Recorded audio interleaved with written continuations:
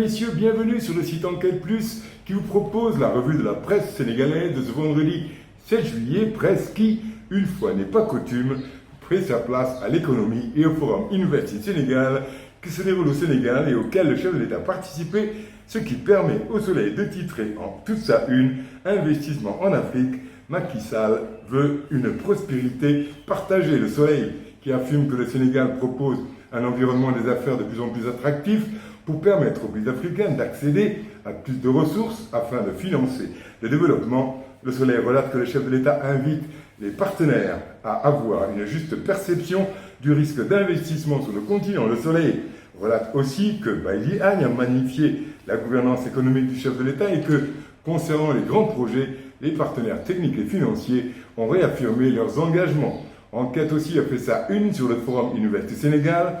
Macky Sall en électron libre, titre le quotidien Enquête, car le président Sall veut plus de partenariats et demande aux partenaires traditionnels de s'en accommoder, déclarant « Nous sommes dans le temps de l'Afrique des solutions pour une économie mondiale essoufflée ».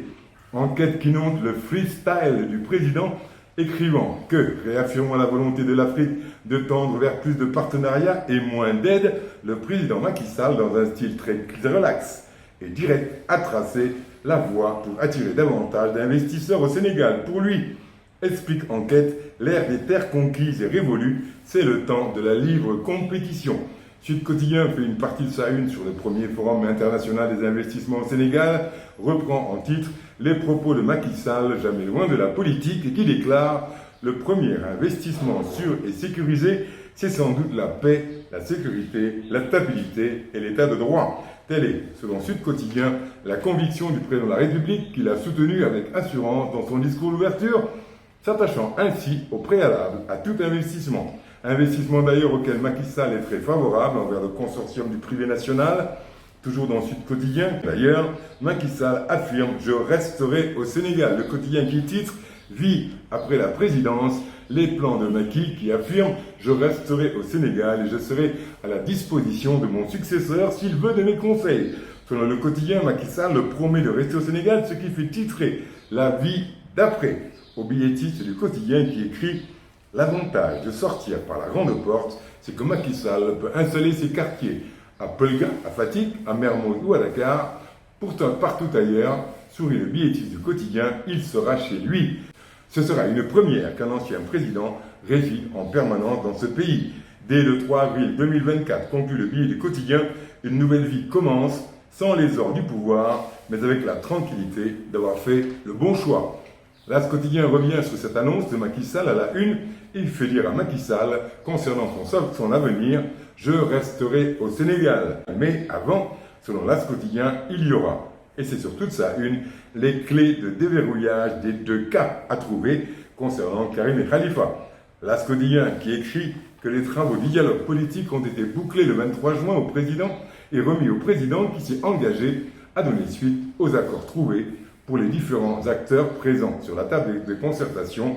L'As quotidien fait un zoom sur l'éligibilité aux élections et les parrainages qui sont au centre des préoccupations des potentiels candidats à l'élection présidentielle. À ce propos, selon l'As quotidien, en oreille, Ousmane Sonko menace à nouveau « Il y aura un chaos indescriptible si Macky Sall veut empêcher ma candidature. Il sera candidat de gré ou de force », a-t-il déclaré à France 24. Entretien repris par de nombreux quotidiens. Enquête titre « Sonko, il n'y aura pas d'élection si Macky empêche ma candidature ». Le quotidien titre « Sonko annonce le chaos en cas de non-participation à la présidentielle ». BuzzFeed Le Jour titre « Macky Sonko, duel sans fin ». BuzzFeed Le Jour qui rigole à travers la plume de son billetiste qui titre « OK ou chaos ». Écrit que Sonko et Macky s'aimeraient tellement que quand Macky Sall décide de ne pas faire un troisième mandat, ce n'est pas sa décision. Il aura juste abdiqué face à sa pression. Selon le quotidien BuzzFeed Le Jour, le leader de PASTEF veut être édifié. Ce sera un OK du Conseil constitutionnel ou un chaos, mais pas à la Ouattara. Pour rappeler les outrances du numéro 2 de PASTEF, Birame Souleye Diop, qui sera déféré au parquet aujourd'hui, selon plusieurs quotidiens. Libération qui titre notamment « Déféré au parquet, Birame Souleye Diop vers l'ouverture d'une information judiciaire ». Libération qui écrit que placé en garde à vue mercredi pour offense au chef de l'État et propos diffamatoires contre un chef d'État étranger, il risque, malgré ses regrets et ses excuses, d'être sous le coup d'une information judiciaire. Mais bon, il s'agit juste d'une crise de la parole que n'importe qui utilise pour dire n'importe quoi. Les mots de la rue sont les mêmes que certains politiciens utilisent à tout populisme assuré. La parole que n'importe qui utilise pour dire n'importe quoi.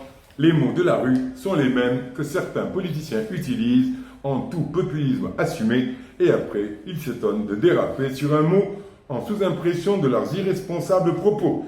Oui, monsieur Diop, vous avez traité monsieur Ouattara d'assassin sans même le savoir. Et cette ignorance vous excuse. Ça, c'est de moi, de Enquête Plus. Je vous dis à demain, même heure, même endroit, même motif, même punition.